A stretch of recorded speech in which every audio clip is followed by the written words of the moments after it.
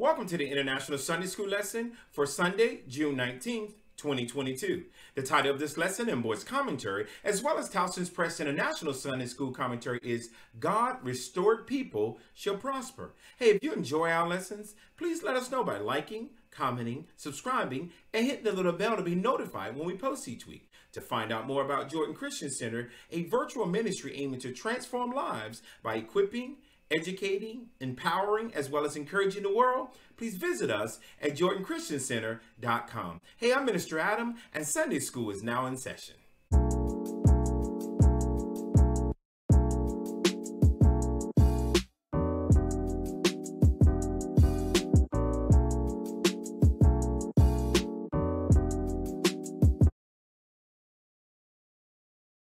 As we get into our lesson, let's start with a moment of prayer. Father, we ask that you be with us as we go through your word, Lord. We thank you, Lord, for rescuing us from the bondage of sin. We thank you for giving us the life that you've given us, and moreover, the life that is to come. We glorify you, honor you, and praise you. And it's in your Son, Jesus' name we pray. Amen. Let's get into our lesson. Our scripture be coming from Isaiah chapter 49, verses 18 through 23. And the main thought will be coming from Isaiah 49, 23. It says, "Kings and queens will serve you and care for all your needs. They will bow to the earth before you and lick the dust from your feet. Then you will know that I am the Lord. Those who trust in me will never be put to shame." Then the aim of our lesson is, by the end of this lesson, we will identify the relationships in which individuals and congregations have experienced God's restoration. Find comfort in the plans God has for the lives of believers, and proclaim God's justice and mercy for his people. Now, as we do each week, we'll start with a little bit of background. We're now in the third lesson of the fourth quarter in the unit titled, God Delivers and Restores. This week's lesson is once again coming out of the book of Isaiah. Now, the prophet Isaiah was primarily called to prophecy to the kingdom of Judah. Judah was going through a time of revival as well as a time of rebellion. Judah was threatened with destruction by the Assyrians and the Egyptians, but was spared because of God's mercy. Isaiah is proclaiming a message of repentance from sin and hopeful expectation of God's deliverance in the future. Now, the book of Isaiah revealed God's judgment and his salvation. It says God is holy, holy, holy, according to Isaiah 3:6, and therefore he cannot allow sin to go unpunished. Isaiah portrays God's oncoming judgment as an all-consuming fire. But at the same time, Isaiah understands God is a God of mercy, grace, and compassion. The nation of Israel, both Judah and Israel, is blind and deaf to God's commandments. Judah is compared to a vineyard that shall be and will be trampled. Only because of God's mercy and his promise to Israel, God won't allow Israel and Judah to be completely demolished, but he will have it destroyed by the Babylonians who will come in. And it talks about how after this, God allowed the temple and the Israelites to be taken in captivity. Isaiah then goes into the fact that God will bring restoration, forgiveness, and healing, but sin must be punished. Now, more than any other book in the Old Testament, Isaiah focused on salvation that will come through the Messiah. The ultimate salvation will come through the Messiah, though much of his book is talking about how the Israelites will be rescued out of exile. It talks about the true restoration of people, both Jews and Gentiles, by the glory, honor, and moreover grace of Jesus Christ, the Messiah. The Messiah will one day rule in justice and righteousness, and the reign of the Messiah will bring peace and safety to Israel as well as the Gentile. Through the Messiah, Israel will be the light to all nations, and the Messiah's kingdom on earth is the goal towards which the book of Isaiah actually points to or prophesied about. And during the reign of the Messiah, that God's righteousness will be fully revealed to the world. Now, leading up to our lesson today, God has called for the restoration of Israel from the bondage of the Babylonians. But the Israelites cried out prematurely in fear that the Lord had abandoned them in their most critical time of need.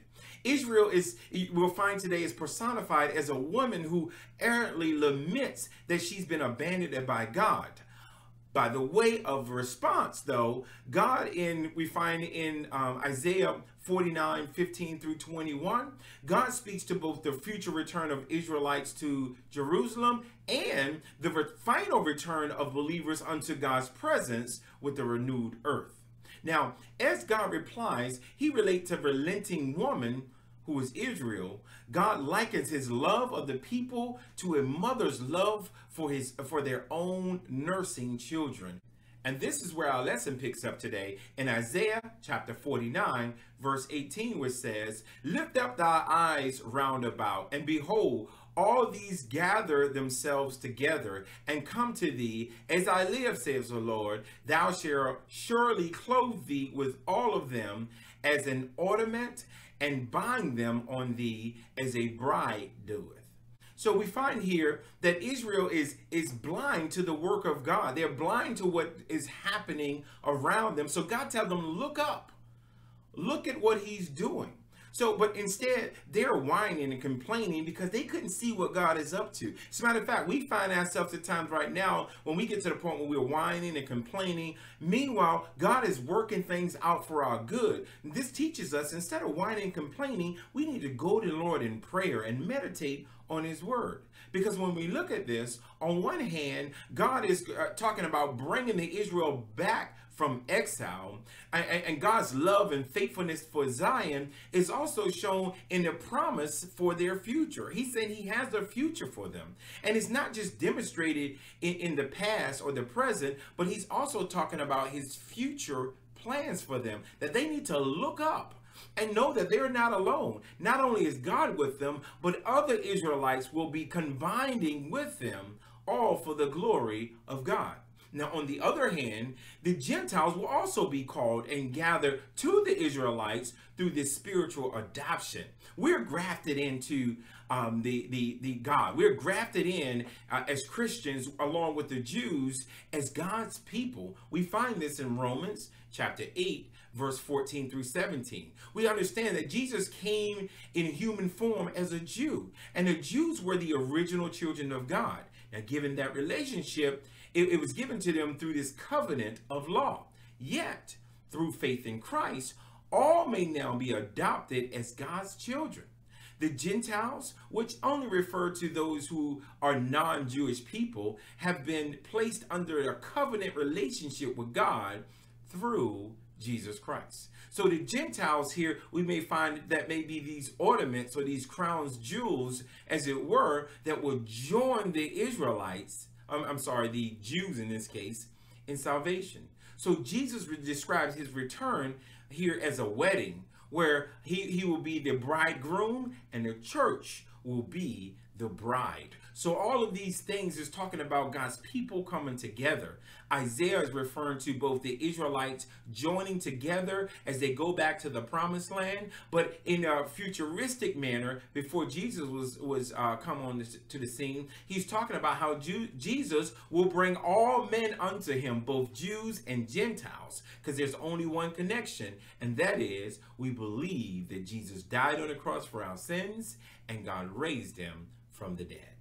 Now, as we move down to verse 19, it says, "For thy waste and thy desolate places, and the land of thy destruction, shall even now be narrow by reason of the inhabitants, and they shall shallow up, shall be far away."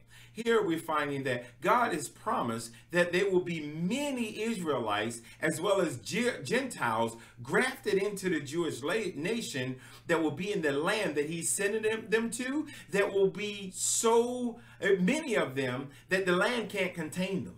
There would be such an abundance of people there following God that the land would be too small. See, where they're thinking it'll only be a small group, a remnant, that it won't be that many people, God say there will be abundance of people. Now, as we move down to verse 20 and 21, it says, the children which thou shalt have after thou hast lost that other shall say again in thy ears, the place is too strait for me, give place to me that I may dwell. Then shall thou say in thy heart, Who have begotten me these? Seeing I have lost my children, and I am desolate, a captive, and moving to and fro. And who have brought up these? Behold, I have left alone these. Where had they been? So we see in these scriptures, we find that Lady Zion is collectively personified as a woman. And what it's saying is, with this great devastating loss associated with her destruction and the exile of her people, it was as if she was living in a time of a profound bereavement. Surprisingly enough, though, this time of great bereavement was also a time where she bore children. More children than she actually realized. The exceeding number of children will say it won't be enough room for all of them to settle. Now, this is an important part here. See, the sheer number will cause them to be happy and demand more room for them to settle as they spread out in Jerusalem. When they come back, they will spread out because there won't be enough room in Jerusalem. So they'll start spreading out throughout the land. And during this time, they won't realize just how many of them there are. The sheer number of children being described here is causing Lady Zion to be excited and happy, and therefore desiring more room to spread out because there's too many people for the area they were going back to. We find that Lady Zion will ask, who bore all of these children? And moreover, to say in her time of bereavement and barren, meaning desolate, while they were in exile and put away, she knew that they were children, but it seemed that she was unaware of when and how they were born and how they were reared. So while she was left alone, or felt like she was left alone in exile, she had no clue about all the children and where they had come from. This was an amazing picture here. It's almost like, if you look at it like this, sometimes we're waddling in our sorrow, we're waddling in our mess and think it will never get better. But then when we look up and look at God, God will show us how far we've come, how much prosperity he's actually given us. Where we think we're downtrodden, God showed us that he's actually exalting us. See, when we look at children in the Bible, children is described as prosperity. So unlike right now, so to speak, back then, having children was a gift from God, and the more children you have, the more prosperous you will be, because children could irrigate the crops and work in the fields. Especially male children were considered a gift. So they would help the family thrive. So what Lady Zion is talking about here is God has given them enough people, enough children, so now they can begin to thrive as they come out of exile. But them back then, just like us right now, failed to realize this until God tells them to look up, which means to look around you and see where God has brought you from. Now, as we move down to our final verses 22 and 23, it says, this is what the sovereign God says. See, I will give you a signal to the godless nation. They will carry your little sons back to you in their arms. They will bring your daughters on their shoulders. Kings and queens will serve you and care for all your needs. They will bow to the earth before you and lick the dust from your feet. Then you will know that I am the Lord. Those who trust in me will never be put to shame. So I want you to notice here, the Lord is the one that's making this happen. It's the Lord's hands that's lifting the nations that raise the signal for the other nations to play their role in the gathering of God's people. What's happening throughout the Mediterranean regions was happening because of God's direction. So we find when it comes to Israelite, the same God that allowed them to go to exile because of their disobedience, because of their rebellion, is the same God that's bringing them back out and causing nations that are godless nations to recognize that they need to help them. They may not know why they're helping them, but God will have the other nations, many of them were the similar ones that oppressed them. Now these nations will help them gather their people back together, help them gather their sons and daughters back together, which was scattered throughout all of the world. They will be carried on the nations or the shoulders of the nations.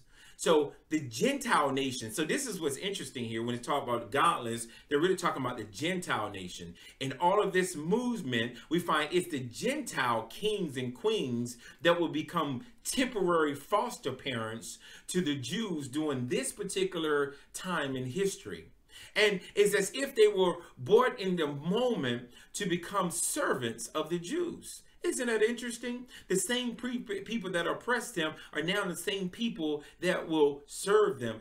Jesus tells us, he who starts first will finish last. So it looked like all was lost, but the same people that caused them strife and caused them suffering, God said will be lick the bottom of their shoes, which means they will be subjugate themselves to the Jews, not because of who they are, but who God is. God is orchestrating this. And when all of this is happening, and it really did happen, God's people will hear God say to them, and then you will know I am God. Who else but God could make it happen? Those who wait on the Lord, those who don't give up the fight, those who don't give in their faith or lose hope will not be put to shame. God will do what he said he would do. And there won't be a bit of regret for putting their trust in God. And we need to understand this today, because the Israelites heard about this while they were still in bondage, while they were still in captivity, while they were still going through the storm. Today, we may be facing a storm. We may, matter of fact, it may look like right now the world is winning and getting their way. We have to hold on. We can't give in. We can't give up. We got to continue to hold on to God, because God will do what he said he will do and will not be put to shame. And when he do it, on that fateful day when Jesus returned, the Bible tells us that we will know who God is. You will know that he is the Lord. See, we find in the New Testament, it speaks about the church as a whole. All the countless number of local gatherings of believers across the globe constitute the church as we know it today. This is the body of Christ, the believers, or the body of Christ, or we find in the end, the bride of Christ. God would still say to us today, lift up your eyes all around you and see. They all gather. They all come to you. God is still reaching people through their church. We are to continue lifting our eyes to the people of God as God gather us onto him in love. See, we are to be involved in reaching out and inviting and incorporating people who are coming to us, to be able to tell them who God is, so they can be a part of the fold when God gather us and call him to be with him in return of Christ. The church is being adored as the bride of Christ, where Christ is the husband. How beautiful of an image is it when everyone of God gather as an ornament for a wedding garment as we await the bridegroom, Christ, upon his return. Brothers and sisters, this message today, I don't know who it's for, but you may be struggling right now in your situation. God is telling you to hold on, but he's also telling you that there are a community of believers that can help you, that you can fellowship with. I know in some cases it's hard to go back to church, but we can still fellowship with one another and tell anybody and everybody about someone who can save anybody. And we know that to be our Lord and Savior, Jesus Christ. Amen. So until next week, brothers and sisters, may the Lord bless you and keep you. May the Lord's face shine upon you and be gracious to you. May the Lord turn towards you and give you peace. You be blessed, and goodbye.